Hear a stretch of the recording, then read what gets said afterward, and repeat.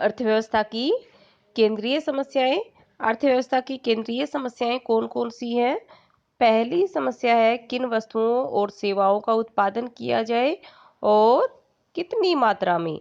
दूसरी समस्या है उत्पादन किस प्रकार से किया जाए और तीसरी समस्या है उत्पादन किसके लिए किया जाए। तो ये तीनों समस्याएं हम विस्तार से पढ़ते हैं। पहली समस्या देखिए, क्या उत्पादन किया जाए और कितनी मात्रा में। बच्चों, उत्पादन करने के लिए उपभोक्ता वस्तुएं होती हैं, उत्पादक वस्तुएं होती हैं, पूंजीगत वस्तुएं होती हैं जिनका उत्पादन कर सकते हैं।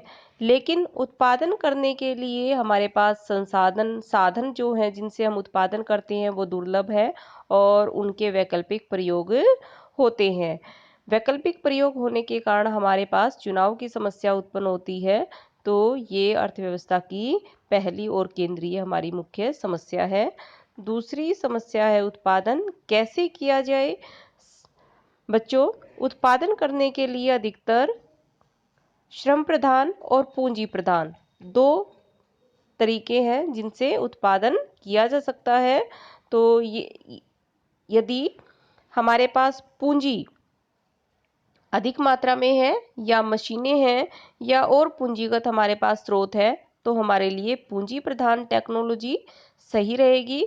और यदि हमारे पास लेबर उचित मात्रा में है, कुशल है और अच्छा है तो श्रम प्रधान तकनीक उसके लिए सही है। तीसरी समस्या है किसके लिए उत्पादन किया जाए। किसके लिए उत्पादन?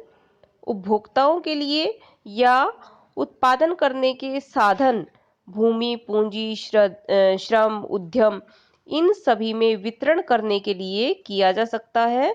तो उपभोक्ताओं के लिए और उत्पादकों के लिए दोनों के लिए ही उत्पादन करना आवश्यक है और यह अर्थव्यवस्था की तीसरी केंद्रीय समस्या है। अब इन समस्याओं के उत्पन्न होने के कारण क्या हैं वो करते हैं।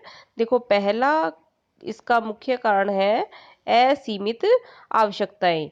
मनुष्य की आवश्यकताएं असीमित हैं, अनंत हैं।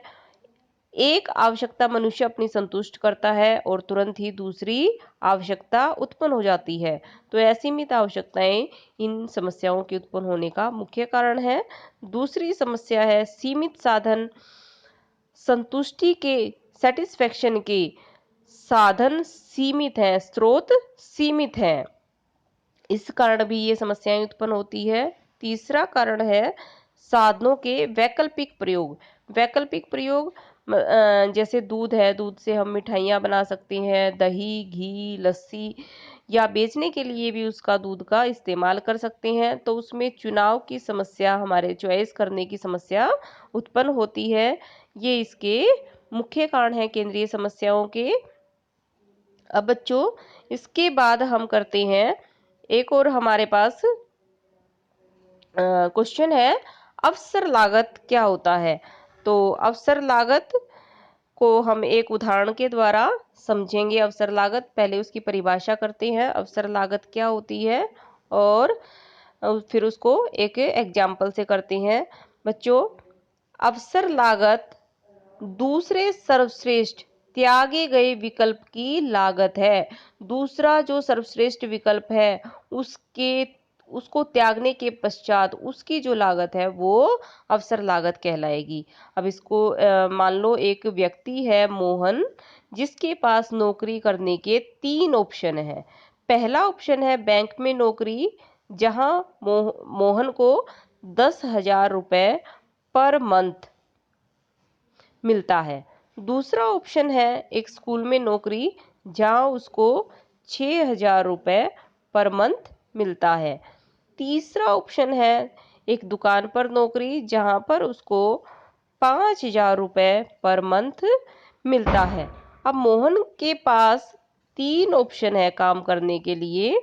पहला बैंक में, दूसरा स्कूल में और तीसरा दुकान पर नौकरी करने का है। तीनों में से सबसे बेस्ट पहला ऑप्शन है, जहां उसको 10,000 रुपए पर मंथ मिल रही है। तो बैंक में नौकरी करने की अवसर लागत 6,000 रुपए है, जो उसने बैंक में नौकरी करने के लिए त्याग दिया है। तो बच्चों अवसर लागत क्या है? दूसरे सर्वश्रेष्ठ त्यागे गए विकल्प की लागत है।